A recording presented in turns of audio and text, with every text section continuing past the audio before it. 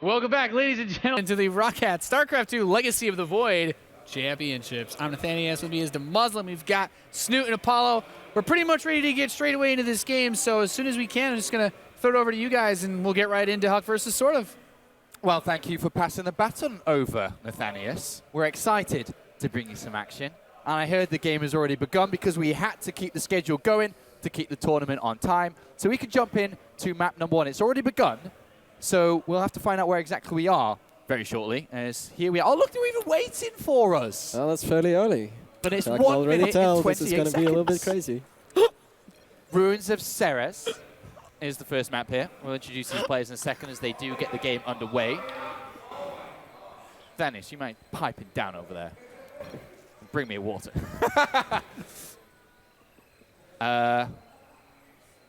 There's... Okay, I think there is a problem. So I'm not sure what's going on, but we'll let you know. Did you catch anything that they said that was... No, I missed it. It went too All fast. I heard was pause and then back Yeah, out. the game was paused for some reason. I'm not sure if they were able to resume it. We'll see. Okay. Just a little bit of technical difficulties, but I did catch a glimpse of what was going on in this game. What was going on in Ruins of Ceres in this first map between these two? All right, so Ruins of Ceres is a very big map, you know? It is. It's Full easy player to big secure map. more bases, but at the same time, if you're not comfortable taking it to a long game, then you might be inclined to cheese, and that's what we saw from the Zerg here. So one base speedling. Do you like to cheese? I'm not so sure. I mean, against Protoss, do you have to cheese? I'm not so sure. All right, so we're going to go back into the game now. Here we are. And There as you we see, the go. one base speed link build up here. On the top left-hand side is SortOf. We'll do some very fast player introductions for you, as There's the action is inject. already underway. As you can see. Yeah, here on already the right putting side. pressure on here. This Nexus is most likely going to be forfeit. If you try to protect this, I feel like the Protoss is always going to lose from such a spot. So HuK already under a lot of pressure here. And there's no wall off at the top of the ramp, which is very surprising. I feel like at this rate, HuK is going to be in so much trouble if it doesn't wall off. Got an Adept coming out. But none of the pylons are going to finish, so this Nexus, surely it has to be forfeit. Or is he going to keep building pylons? There's a lot more Zerglings on the way here. One pylon is going to go down instantly. The other one's going to get taken down too. So 2 grabs there, but a lot of the Zerglings have gone down. But Here there's come the more to come. reinforcements. Let's see how this goes, though. What does HuK have to do here? He's got another Adept about to come out. Is he going to hold? Might be, might be. It's a little bit of an unusual approach, just trying to spam pylons on the long run, but as you can see, the Adept gets caught. And the danger of doing this, and I feel like maybe SortOf is not capitalizing on this, but you could just run straight into the main like this. Yeah, 3 Zerglings. Then it could be harassing the probe line. You would force the Adepts to be in the main, and the Mothership Core, you know, will have to be stuck in the natural. So you could just kind of switch places with the links. You don't have to be in the natural if there's too many defenses there. You can go in between the natural and the main. But now HuK does have the wall off up, so it's going to be very difficult for SortOf to actually do something here. Yeah, it took a lot of damage there. There's only 4 of these guys left, and HuK cuts the wall up. Yeah. Very nice defense from HuK. I didn't realize it was going to go Only this lost 1 way. worker here after all of that. A big investment and a 10 supply lead Oh, the here for overload HuK. goes down as well to the pylon. SortOf. In a bit of trouble here. And what, I mean, in a recovery mode, I imagine from SortOf's perspective, you just have to keep on building a lot of drones, right? Yeah, absolutely. I feel like it's the only choice. The only thing you can do pretty much from here is to make more drones, take more bases, and continue your tech route. Work towards those Ravagers. Just keep going. HuK going for the robotics, though. He's probably going to go for some War Prism. I've been tuning into his stream quite a bit, watching him play PvC, and he's really fond of those new upgraded War Prisms. Yeah? You could beat him, though. I know you could. Not so sure. I know you can. There's the Roach Warren, and we know what comes from the Roach Warren is Roaches, and then more importantly, it's the Ravagers. Hopefully get to see some of them. But first of all, 2 Adepts going to come to the other side of the map here to put a bit of pressure on to begin with. Yeah, and this is going to cut into SortOf's droning even more. He's already at 27 to 35 workers, and that's not a good spot to be in as Zerg. HuK doesn't really commit with these Adepts, though. He sees how late the third is. Yeah. So at that point, you kind of... I guess he's being a bit conservative with it and rather save the Adepts. Because the third is so late, he already knows that he's so far ahead, so it's better to just wait for the Prism and continue the harassment once the Prism is out. Yeah, it's on its way now. Forge behind this as well as HuK looks to establish eventually a third base, you'd imagine. But here we go. There's 3 of these bad boys out now. Controlling the middle Xel'Naga towers. A few Zerglings, but not enough. And they're obviously going to have to run away for now. And 3 roaches, I would imagine, to help for protection purposes here. Oh, against the sentries. This is Inevitable. very unusual. We don't usually see a whole lot of sentry usage against Zerg, so we might see some old school force field on the ramp, I think. Could be. Well, 35 drones to 43 workers here for HuK. Sort of in a bit of trouble after his dangerous and very risky opening. But here we go. Warp Prism has 4 sentries. Where is he One of them targeting? goes down though. Didn't really accomplish a whole lot. And would expect to see some roaches be morphed into Ravagers here shortly. And sort of under quite a bit of pressure.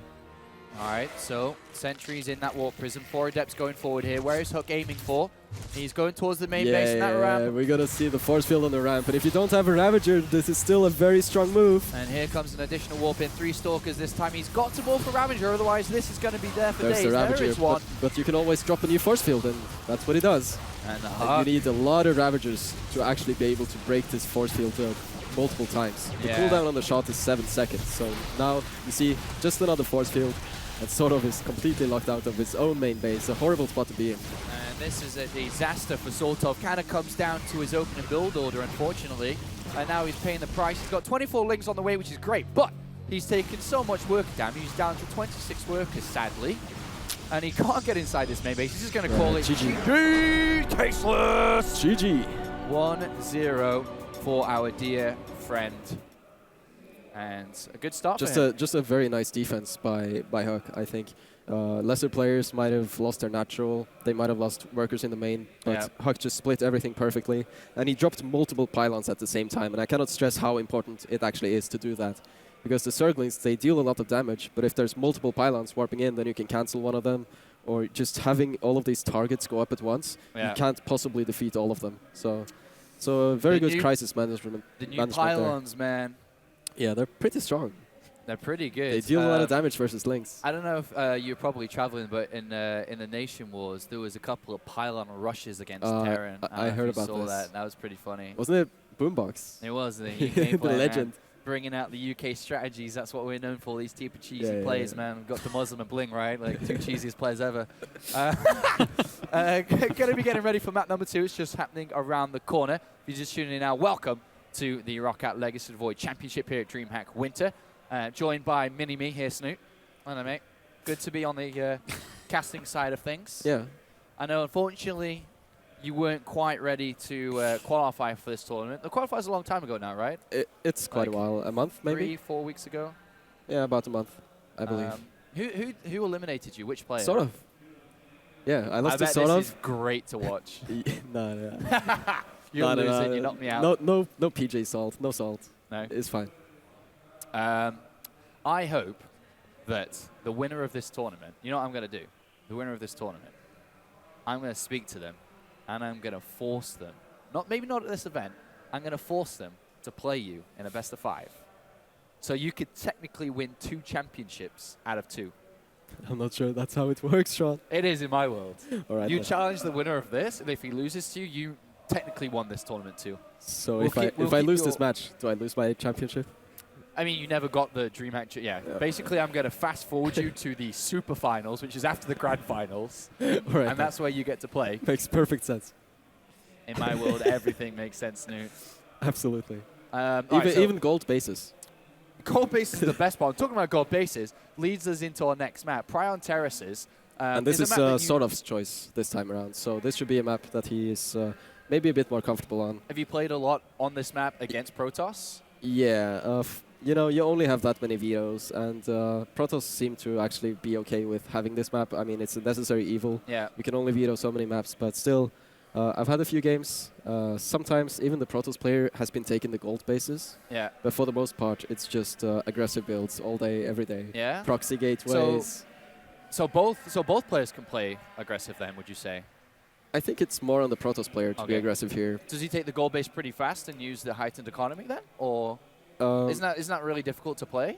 It's very technical. It's so easy to lose to something like a Ravager cheese if you try to take the gold. So it's a massive risk. Okay, well here we are into map number 2, and the barcode, if you're just tuning in, is HuK. But up here to the top left-hand side, it is SortOf, and here he is, the mechanical Swedish god himself, Snoot.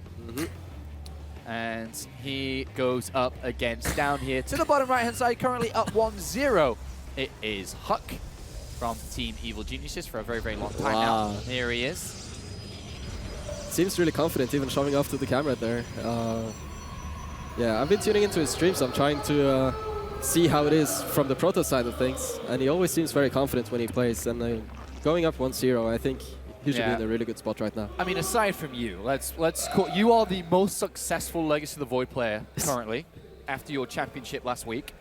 First place, congratulations. Thank you. I did tweet you, but I'm going to say it now too. Did you read my tweet? Yeah, Thanks, I did. man. Thank you. It makes me feel special. As it makes everyone feel special when you read their tweets. But okay, so aside from you, HuK is definitely one of also the most successful players in Legacy. He's played a lot of tournaments, Red Bull, played at BlizzCon as well. Yeah, and HuK is also very close with MC, I believe. So MC, one of the most, I don't know how to say this, he's won the most prize money, right? I believe in StarCraft 2, a very successful player, and they teamed up for Archon mode. Did very well in that, winning the show match at BlizzCon. I don't know who they played against, but... And the Red Bull tournament as well. Very nice expansion delaying here from SortOf though, but Nexus does go down. So what do you think about the two builds here? So you got your Gateway expansion from HuK, but you got 3 Hatch, Gas, and Pool coming out from SortOf. Yeah, it's incredibly greedy from SortOf. Like, this would have lost to Proxy Gateway, for example, but it's an incredibly strong build for this map. It makes perfect sense. You want to get to those, you want to get to the high drone count as soon as possible. You want to utilize the gold base. I'm a little bit surprised that SortOf didn't go for the, other gold base down to the bottom left here. Yeah. This is also a choice. You can go for, triple hatch before pool and take both gold bases. But this is also, it's a bit more conservative, so it's not the most greedy opening there is, but it's still incredibly strong and it's very solid. HuK decided to chrono boost out a single Adept and getting down the robotics facility immediately after that Gateway was placed, and now a second one. We'll see where he decides to go. If it's not broken, don't fix it. He's probably going to go for the War Prism again. The question is, though, is he going to use the sentries again, or is it going to be something else?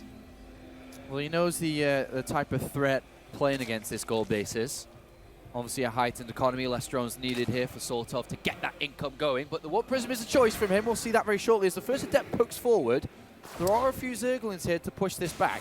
Only 6 though, so catching this Adept is going to be impossible until speed is complete, so the Adept will get away, even getting a few kills there. Only 1 Zergling kill. But still, sees what's going on, lots of links having been invested into, and that's not drones. So HuK already dealing a little bit of damage to SortOf's economy. And Chrono boosting into that Warp Gate research as well, so he's definitely looking to play a very similar game to previous, and it was kind of successful, but the Evolution Chamber gets dropped here for SortOf. Could be Instead that, of a Roach Warren early on. Could be that melee link style, like getting lots of links, so you can maybe later go into some sort of Mutalisk mid-game. Like, it could be anything. Just 1 sentry this time though. It could be that HuK is actually going to play transitional and, keep macroing, just kind of freak SortOf out. I think that's what's going to happen here. Alright, well. But 2 more gateways coming down, so we'll see. It is scouted though. SortOf has a look inside the main base. The pylon overcharge, the mothership photon overcharge onto the pylon. Here comes a couple of extra sentries, so 3 in total. That's a lot of gas going into sentries. He could have been making the robotics bane go for the disruptor drop. Like, there's a lot of options here. SortOf sees it. He sees it, but he's move the heading for the ramp. links. This happened to you just now in the last game. No, not again. The force field lands. Oh my god, it's like Heart of the Swarm all over again. Zergs all across the globe lost to this build, losing to the 1 force field on the ramp. And here, the Legacy of the Void has only just finished, which means the first Roaches are on the way, and then he's got to morph the Ravagers. And he only has 1 mining gas right now. He's not mining from the gas in the main because there's Adepts blocking it and just causing trouble. And a couple of extra sentries get warped in. This is a... this is a disaster. It is a disaster. I was going to go there, but I'm happy you did instead.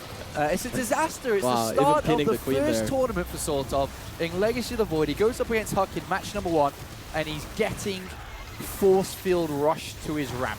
Luckily gets this inside is 1 force here. field though, so SortOf is going to stay alive for now, and that's a very good thing for him. But he's down to 29 workers though. Absolutely. He stays alive, which is good, but he's not in the best of shape, obviously. But also keep in mind, there's a gold base here, and that's... it's pretty important. It mines a lot faster, so even if you have less workers, they're still mining on that gold. And HuK keeps up the harassment though. He's got 2 Adepts chasing on the natural, getting as many drones as he can, and even the Warp Prism floating around still. 15 workers have been killed here by HuK. A success no doubt here. Jens Asgard. I would say so. It's looking good. But on the flip side, HuK is floating a lot of minerals. There you go. There the gold base going down. Very good move. It's going to make sure that he has a little bit more of a long-term plan. The main, you know, in Legacy of the Void, the main is going to run out relatively soon, so having that gold base to fall back on will allow HuK to continue mining with more efficiency without actually having to construct even more probes. Okay, so SortOf has taken quite a bit of damage. He knows HuK's taken the third base. What do you do now? If this was you, what would you do? How would you win this game? Right now, still feeling a little bit down, I believe. I would just poke with these Zerglings, take this gold base, and just keep making more drones, keep getting my technology, try to figure out what my opponent is doing. See, very good, very diligent scouting here from SortOf. It's like this and then is just replay. try to stay a little bit passive and at the same time make sure that HuK stays in his base.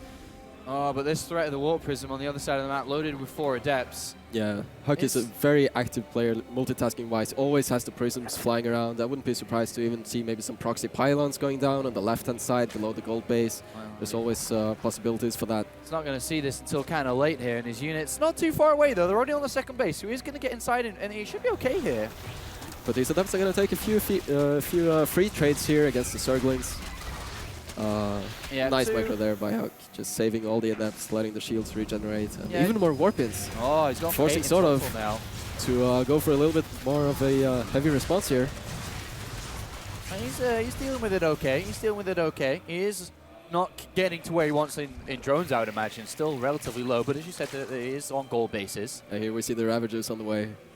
Looking nice, looking nice. Semler the Riot, of all people, coming over to say hi with his orange shirt.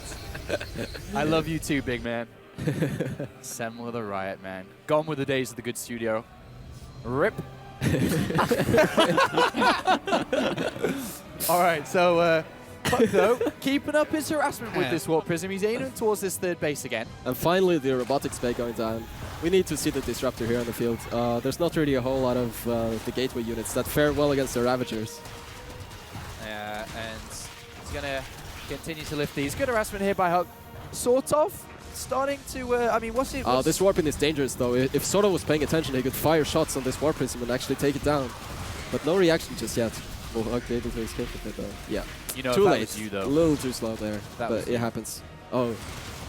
Some Adept Shades. These are just going to get thrown away. Not the best move there. I mean, I wonder what's HuK's main army looking like? I mean, we haven't really looked at it in a while now. Yeah, lots of Sentries, Immortals. And the core unit of the Protoss, I would say, in Legacy of the Void, the Disruptor, is now in production. So oh, they are? Yeah. Okay. So that's going to be the core unit to work with here. And the other units are more to protect the main army, protect the Disruptors. But only one robot, though. I've seen a lot of players actually use double robotics to chain out these Disruptors at a very high rate, but we don't see that just yet. I mean, how would you rate how SortOf's done here? He's looking okay now. The gold bases, man, like he's catching up. Only having 66 workers, and he's still, look at the supply, it's like it's massive. And a lot of the supply is in Zerglings as well. Upgraded Zerglings, heavily upgraded Zerglings. And now the Ultralisk cabin close to finishing up too. HuK has a look inside this main base. The Hallucinated Phoenix is going to see the Ultralisk cabin. Yeah, so I would say this is a beautiful recovery. But then again, HuK put on some pressure, but he never actually moved out with his main army. So I think even if it's kind of scary looking from the Zerg, I think actually HuK is very comfortable playing like this on this map. Well, +3 melee attacks now started for Zerglings and Ultralisk. We'll see how well that's going to come into play. But Disruptors can be game changers. They can really swing the fight. That's actually more roaches than I thought. So SortOf supply is kind of deceptive. I didn't realize how many roaches there were. This is so the army from SortOf is not all that strong. We'll see. It all depends on how you use it. A bit of a feel out here. HuK has this easily taken base in the center of the map, which cannot be touched here from Zerg for now. And oh, nice move there by HuK. Sends the Disruptor Ball, or as I call it in Nation Wars, the Desruptor Ball, because Desrupt kept on using them. An awesome move there. Catches a lot of these Zerglings. The rest are going to be cleaned up by these Adepts. And SortOf trying to find a hole, find a weakness in HuK. But oh, he runs into a lot of units on this right-hand side, or left-hand side, should I say. Yeah. He can't find anything here, Jens. I think SortOf's economy is not at a stage just yet where it's fine to throw away these roaches. I think if HuK managed to catch all of these roaches off guard, he would immediately really start testing the water, start clearing creep, and maybe even go for a big counterattack. But until then, it's just a standoff, and I think HuK is actually very fine with how the game is right now. I think he wants to max out, And get a then lot of fight. disruptors, and then take big fights. And now it's in, now it's happening. He's losing all the roaches. That's a lot of supply going to go down the loo, as you say in England. Take it down there, and that's an easy say, okay, now time to move out and finish you off. There's going to be a Small counter-attack, counter-attack. though, from SortOf. This is going to buy him some time, but at the same time, action going on everywhere. Warp is in the main. Warp isn't being used in the main here. A good warp in, but that army's looking pretty beefy, pretty scary now from HuK, who's looking to close this one out in this best of 3. Disruptor trying to use its power, but unfortunately couldn't get in contact with the Zerg army. This is a lot here from HuK. The engagement's going to take place. The Zerglings are doing quite a bit of damage at the front, but overall there is way too much Protoss. And HuK continues to push forwards. Very And inside nice the main there. as well. Yeah, I wanted to talk about the upgrades for a bit. The +3 attack is still not done, so I expected these Zerglings to be more powerful. But the Adepts, as long as the Adepts are at the field, the Adepts really just make mincemeat out of the Zerglings. They do, and there's a couple of Ultralists still left over to try and fight against what HuK has left, but there's only 2 or 3 of them, and there But these seems to Ultras be have the too kindness many. plating though. Like, these Ultras are insanely beefy, and there's only 2 Immortals in the back. If those Immortals fall, Well, the 2 Ultralists go down. There's one left on the flank. A couple of good corrosive vials there.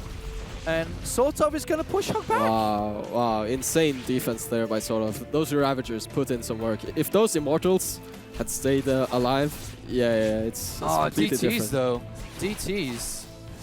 Inside the main base being a bit of a nuisance. So both players just kind of throwing units at each other here. So we'll have to see. You know, HuK is still mining off of his bases. He still has gold patches left. Not a whole lot though, but he does also have patches in his natural, I believe, and he has this fresh 4th base in the middle. So economy-wise, they're both doing pretty fine, but SortOf lost his gold base on the left-hand side, so he might have to want to retake that, you know, if he wants to have that gold boost economy. What do you think about this Great Aspire? I mean, that's where he's decided to go to next. He doesn't have that much money, but It's a powerful choice, but in this low economy situation, then again, I'm not so sure. Like, it's very easy to counter Broodlords by having Blink Stalkers, for example, and HuK already has like a core army of Disruptors, Immortals, Stalkers. He has a very comfortable army. yeah, I can't help but feel that SortOf Ling run by helped him so much. It killed a lot of workers. Yeah. This DT harass from HuK also is doing much more than I would expect it to at this stage. Wow, look at this. This is massive. If this hatchery is sniped, then SortOf is essentially going to be down to 1.5 base economy, maybe. He's going to take out the This is not a detection good here. spot to And be in. there's the 4 DTs coming here. And Wow. a big whoop inside the main base. Jesus, HuK is throwing all resources into the harassment to finish off the leftover economy which SortOf has. Crazy multitasking here from HuK. Like, this is what we know him for. He loves to harass, he loves to be in your face, just hitting everywhere. And if you cannot keep up with HuK's speed, you're going to lose like this. Well, he's dealing okay with it, though. He dealt with it on his 3rd base out in the middle where that gold is. He's dealt with it inside his main base. He's still got his base in the far top alive. And he's about to pick off all these DTs before the hatchery gets sniped as well. Nice save there. So if the danger here for HuK is that if he keeps overextending, and if he keeps throwing away units for nothing, then eventually it's going to go back into SortOf's favor. But I still believe that HuK has the edge here, especially if he manages to secure the gold base on the right-hand side, which he is about to do very shortly, I believe. Well, 3 DTs coming in here. The Spore Crawler's almost finished for detection. Gets the Queen Snipe, that's... And a push through the middle as well here from HuK. Just Stalkers for now, clearing up some of this creep. 3 Broodlords have joined with the Ultralists and Zerglings now. That's a lot of Blink Stalkers. I don't think the Blink Stalkers is the way to go here. I feel like what you want at this stage as Protoss is probably to get as many robotics units as possible. Get the Disruptors, get the Immortals especially. I'm not sure if having this many Stalkers is the right choice at this moment, but we'll see. SortOf just trying to feel out this game a little bit. Zerglings down to the south, seeing if that's where HuK is expanded. It is not, it is on the right-hand side, and here we go. SortOf gathering his forces in the middle. Yeah, I think the way that HuK is playing this, I think it's very good that he's being so patient. Like, he's always doing this harass, he's always doing this kind of scary move-outs, but essentially he's just taking, with the harassment, he's taking favorable fights where he can, and, you know, he's just picking off units for free. Woo! Good grab there, good blink, and takes almost all of those Zerglings down. But gold is almost done. And with the style that SortOf is playing, those links are actually, they are incredibly important. Those are not Heart of the Swarm links that you can just throw away while you make some gas units. No, these Zerglings are a very important part of the army, and right now, the Zergling buffer is just decreasing. And HuK knows that this base up here is so important to SortOf. HuK positions up to the north. Might be a bit too soon though, the Vipers are here, and if he gets caught in all these Broodlords, all the fire, then... Very careful, one bad fight for either side will be the game decided. Going HuK for the snipe, decides to though. go for the snipe, but he takes down the hatchery. A big blow there for SortOf, as HuK will return back to his gold base with his Stalkers, but that's a good pick-off. And it looks like here SortOf, in retaliation, moving forward, cannot catch the Stalkers. Now his economy is in shatters. He's got a little bit of money left here, but as you can see, the income difference heavily in favor of HuK. That was a great snipe. But both players are being so incredibly patient. I mean, if SortOf was a little bit more tilted, he would have immediately gone for the counterattack and probably lose the game. But instead, he's being very patient, and I think that's a very correct move. Just, it's better to have the game drag on than lose it straight away. So a good call by SortOf. Okay, tries to wrap himself around this Nexus. The upgrades on these Zerglings are very, very good. Adrenalgland's putting in so much work with the increased attack speed. Not good enough though, so he throws a lot of those Zerglings away in an attempt to destroy that Nexus. It is not complete, but look at this army here. This is absolutely incredible from HuK. That's so many a lot of Archons at the front. Protoss. Great blinding clouds though, coming out from the Vipers, really destroying this kind of Protoss army. But at the end of the day, that is a lot of Protoss remaining. Ultralisks are not good enough against all these Immortals. Yeah, and this time around, the Immortals did not get sniped by the Ravagers, so HuK takes a very convincing fight there. A great closer from all the successful harassment leading up to this. 2-0 for HuK. Making it look easy. We were talking about how Zerg was so strong versus Protoss, but here we see many ways to just make it happen. War Prism in the main, force fielding the ramp, continuing with the cheeky harassment. Just a very solid game from start to finish. Yeah, great game one, and I mean an easy game one, and then an even better game two there. Really back and forth, really fun, really entertaining. And yeah, the first game was a little bit of a build or a loss, kind of. Well, still, HuK defended amazingly, but the second game was far more equal from the start. So. Yeah, we are joined on the desk now by Nathanius and to Muslim. Hello, boys. Welcome back to the desk. An entertaining series, more so the second game than the first one. Yeah. What are your thoughts, Sarah? I heard you talking to... It was close. Hashtag passion is restored, Semler the Riot. Came over to donate some passion to me, and you know, of course, always welcome. But you know, it was just funny watching those fights because I kind of already getting like that glimpse of like what Legacy of the Void is about, and you have like those big trades where he makes that push on the west side gold base, and you're like, okay, HuK has a much bigger army. Like this looks pretty good for him, and then he lands those corrosive biles on the Immortals. Those Ultralisks are so tough to break through. It was good. It's very back and forth. Great start for HuK in the group as well, right? Yeah.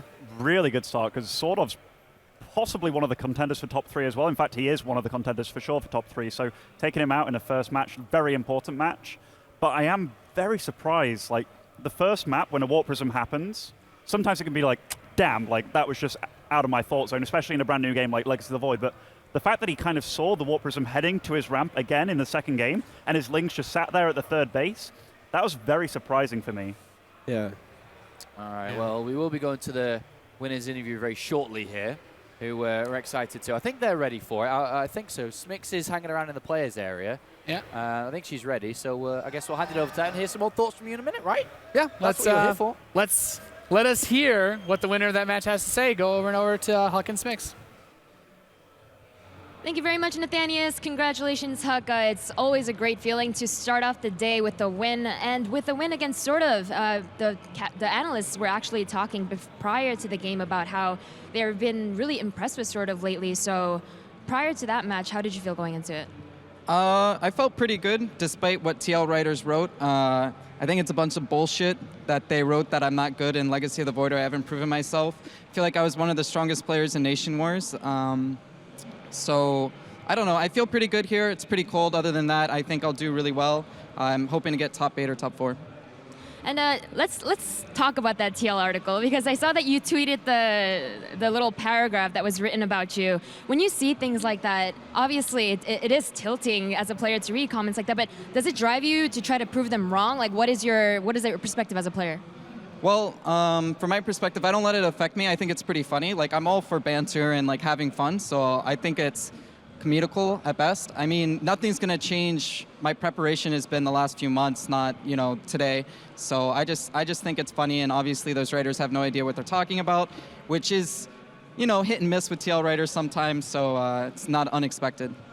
Okay, well, let's jump into talking about the games. The game 1 was very, very dominant, straightforward. Game 2 was a little bit of a more back and forth game. You were very dominant throughout the whole, all of Game 2, but let's go and break it down a little, because there were a few moments where sort of had that Ling run by, and it seemed like maybe he had a chance to come back, but how is it from your perspective?